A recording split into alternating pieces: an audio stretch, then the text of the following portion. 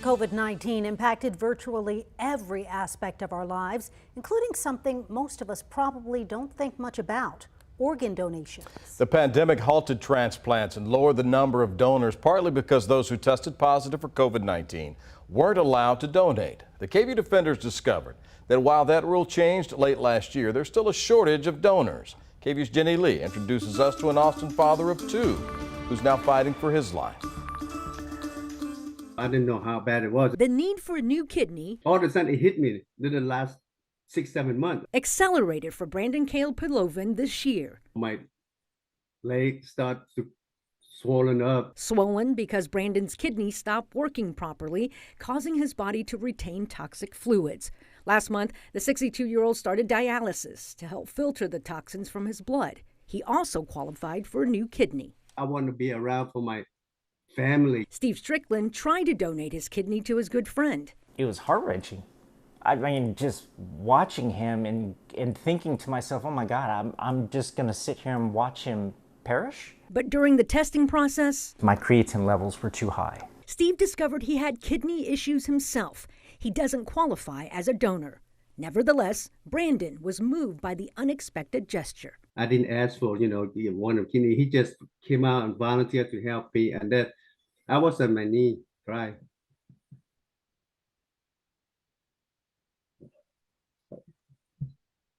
Brandon is one of 216 candidates waiting for a new kidney in Austin and one of 8,478 kidney candidates in Texas. So this is the kidney here.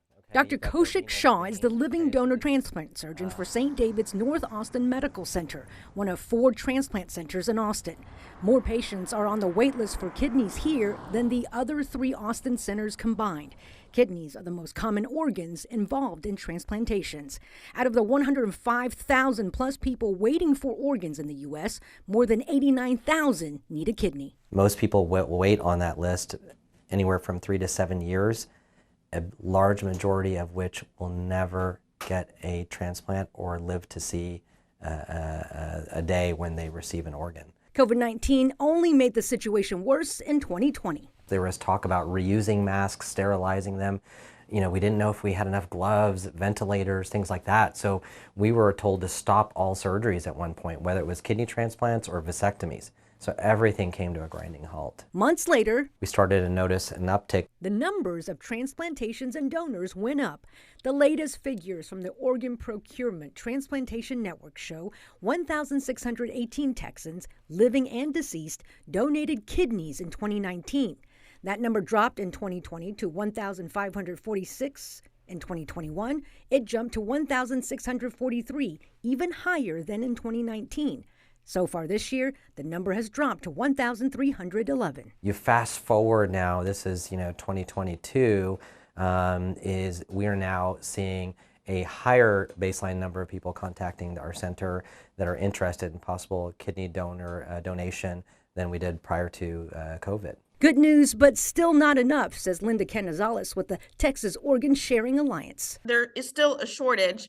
I would say only about 44% of Texans are not registered to become organ donors, and half of that are minorities. That's why there's a big push to raise awareness and dispel myths about organ donations, letting the public know that becoming an organ donor means hospital staff will still work hard to save your life in a critical situation. And thanks to technology, kidney transplantations now involve minimally invasive techniques like laparoscopy, information that Brandon hopes will lead him to a donor.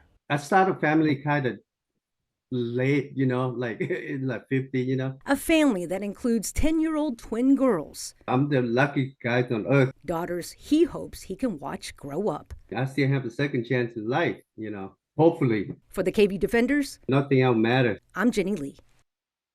Jenny, thank you. If you're interested in finding out if you could be a match for Brandon or to become a living donor, please call 512-901-2880. That phone number is there on your screen. If you're interested in donating your organs after you pass away, go to donatelivetexas.org and register.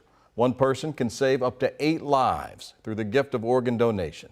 We clear up more myths and have more information about organ donations. You can look for this story on our website, KVUE.com.